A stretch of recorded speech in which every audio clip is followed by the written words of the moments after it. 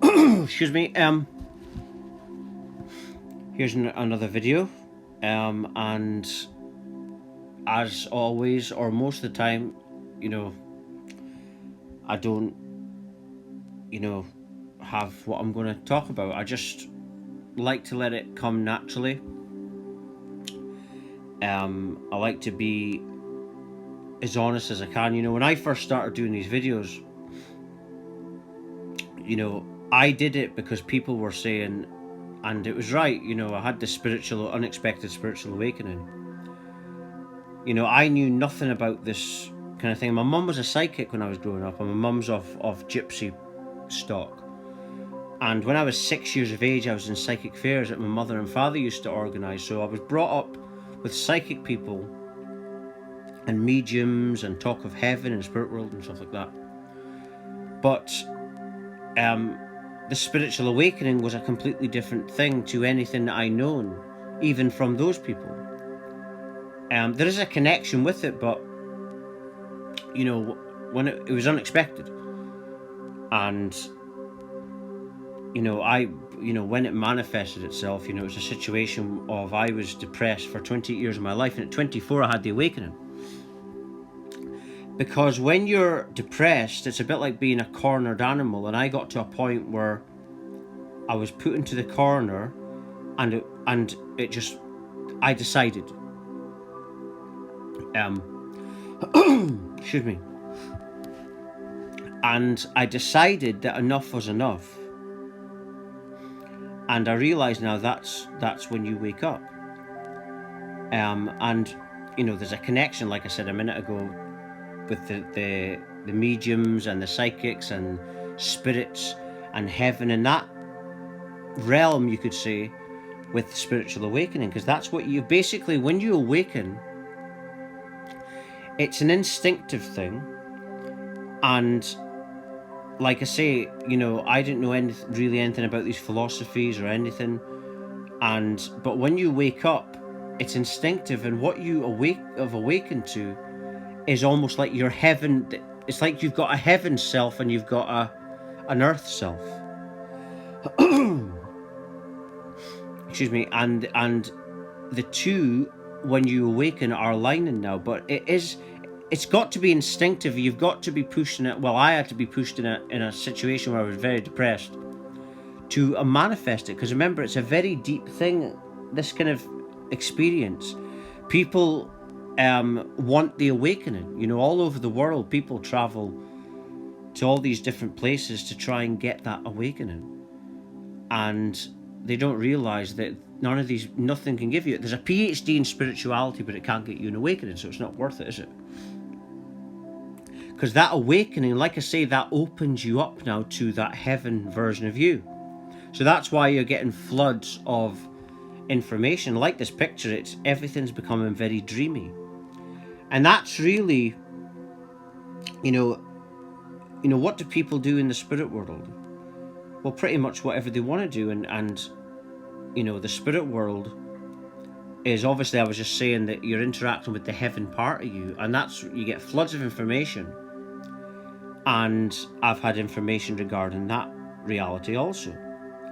And what the information and the perception that I always get regarding that is that it's like lucid dreaming, and that you can repair lost or broken body parts. And that this reality is meant to be physical, more physical and real, so that we think that it's not a dream, or not, anything isn't possible, so that we have limitation. But and because that's when you grow. But when you die, whatever awareness you are, that's what you'll be. It's just that when people die, if you're full of hate, then that's what you'll excel at. Because remember, when in death, you've just returned to the infinity. And because you've died, and then that you haven't, you're still alive. But it's like the death experience obviously what it creates is this awareness that you live forever. And then people in that reality can start, will start thinking, and do start thinking about what's going on here, because some people might not even think about it, and it's very similar to an awakening in a sense. But the awakening is different to that also, though. Even though the similarities, the awakening is the heaven self. The spirit world isn't heaven. The heaven self is beyond the spirit world. It's the heaven is everything is just energy and awareness, and the heaven realm is that it's like it's a state of being, of awareness, and it's to do with spiritual awakening. Now, it can happen in life, it can happen in death, and that's what heaven really is. And like I've said all along this video, that's what happened to me, and then you're interacting with that, and that's how you're getting floods of information. But like I say, it happens when you decide. That's all it is, and that's what this video is about, really. Explaining that, and it's everything that happens in our reality is a decision, but it's not the physical self that decides. It's actually your awareness that decides everything. That's where people get confused. You can self-suggest something, but it's your awareness that's dictating everything. Right? So that's really the orchestrator behind everything. So in spiritual ascension, you are aligning with that version of yourself, the awareness. And you're understanding about duality, about why it's required. And that it's just that duality and separation actually it grows us. There's a point to it, but it's actually the same thing, perceiving itself, an illusion of separation.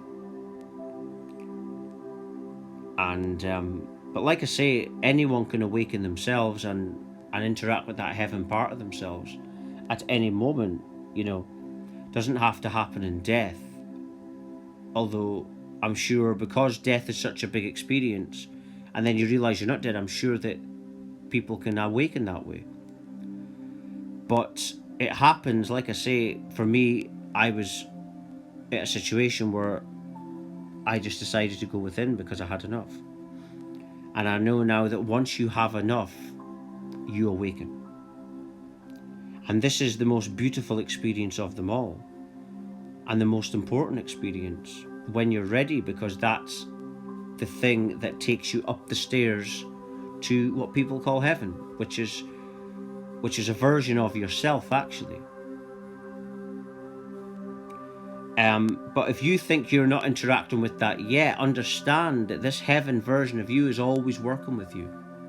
That's the other thing, it's always working with us.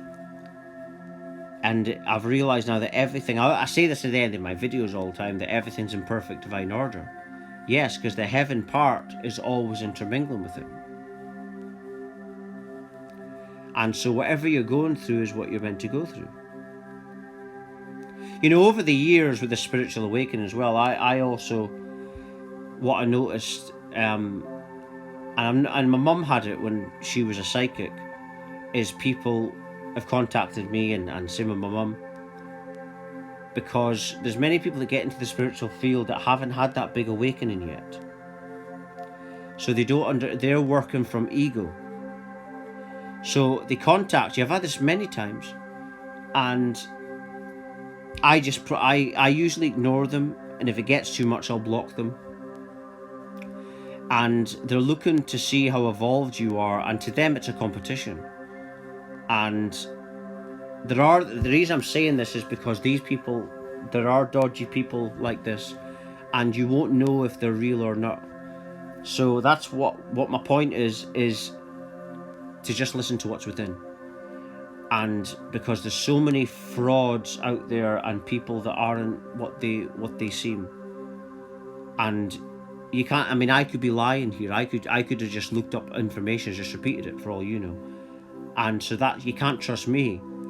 You've got to trust what's within you. And like I say, that's when you spiritually awaken. because you can't just trust information either. You know, and also you could be wrong, you know, with someone. There's so many narcissists out there, and people that you don't know what their agenda is. So that's why I say that you don't know what outward agenda is, so go within. That's the only thing we can really trust, really, when you think about it, is what's within. And this is what I done, what I'm claiming, and that is the only truth to everything, is what's within you. And that's it. You don't, in this spiritual field especially, there's so many people, because I was 6 years of age in psychic events, so I've seen it all. I've seen all the people. You know, I don't want to sound arrogant there, but I've been around since I was 6, seeing these people. I used to run around with this girl when I was 6. She was 7, and that was my first girlfriend. And we was running around in the event, and her mum was a psychic as well. And you know, so I've been around these kind of people, and I know that there's so many frauds out there, and these people are obsessive. They're obsessive frauds, and that's why what my point is, that you don't know if something is true or not. So you can only trust what's within. And like I was saying at the start of this video, that's how you align and contact that heaven part. You know, when I had this awakening, I was forced to go within. I was put into a position where life had hurt me and hurt me and hurt me and hurt me and hurt me.